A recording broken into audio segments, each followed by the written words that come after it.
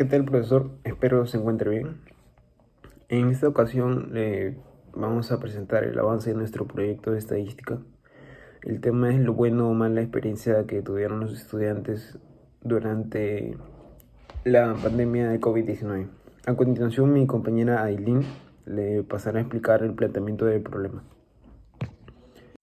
Después de 2 años de estar totalmente aislados en nuestros hogares debido a la pandemia, uno de los sectores más afectados fue la educación. Es por eso que los estudiantes de la Universidad Tecnológica del Perú tuvieron que adaptarse a la modalidad de clases virtuales. Debido a esto, actualmente la universidad cuenta con 3 modalidades de estudio. La primera es presencial, semipresencial y la otra que es totalmente virtual. Eh, Luego de darles este pequeño concepto, nosotros hemos decidido investigar un poco el contexto y querer saber cómo es que les fue a los estudiantes durante esta época en la que tuvieron que estudiar de manera remota y algunos carecían de internet, no tenían las facilidades para poder estudiar tranquilamente.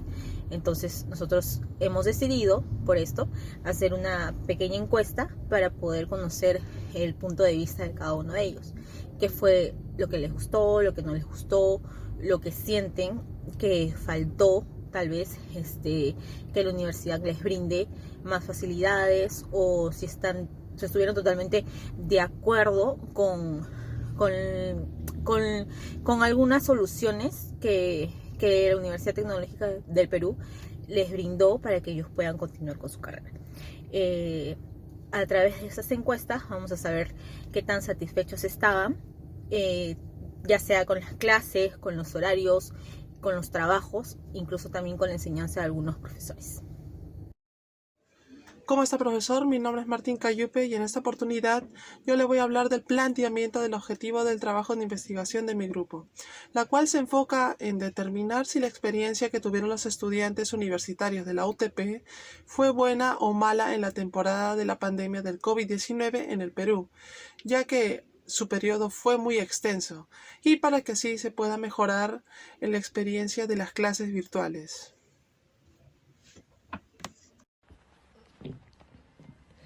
Determinación de los términos estadísticos. Sabemos que la población es un dato desconocido, por lo cual vamos a usar la fórmula de población infinita. Entonces, tenemos los siguientes datos. Tenemos el nivel de confianza del 95%. Esto quiere decir que sería el 1.96. Tenemos una probabilidad a favor del 0.5 y en contra del 0.5. También tenemos un margen de error del 5%, que sería 0.05. Entonces vamos a reemplazar los valores. El tamaño de la muestra es igual al nivel de confianza, que sería 1.96 al cuadrado por 0.5 por 0.5, que sería la probabilidad a favor y en contra, entre el margen de error, que sería 0.05 al cuadrado. Esto nos da como resultado 384.16. Si lo redondeamos sería 384, que sería el tamaño de nuestra muestra. Bueno, profesor, a mí me tocó explicar la parte de variables de estudio. Esta se divide en dos, cualitativas y cuantitativas. En cualitativas tenemos nominal y ordinal. En nominal pusimos sede y en ordinal pusimos ciclo. En discreta pusimos cursos y en continua pusimos horas de estudio. Estas de acá les pertenecen a cuantitativas. Por mi parte eso sería todo. Ahora mi compañero le pasará a explicar la parte de instrumento. Bueno, en la parte de instrumento elegimos la edad, el género, el siglo y la facultad. En la parte de la edad utilizamos un rango de 19 a 25 años, en género femenino, masculino, en el siglo que contaba el alumno y la facultad entre la Torre C de Arequipa y la sede de Petituas, los cuales elegimos 10 preguntas y 5 de ellas eran de variable cualitativa y 5 cuantitativas. En las variables cualitativas que realizamos, la primera fue: consideramos que la educación a distancia fue la opción más apropiada para impartir clases durante la pandemia, y ellos tenían que responder entre cinco: totalmente en desacuerdo, indiferente, de acuerdo, totalmente de acuerdo.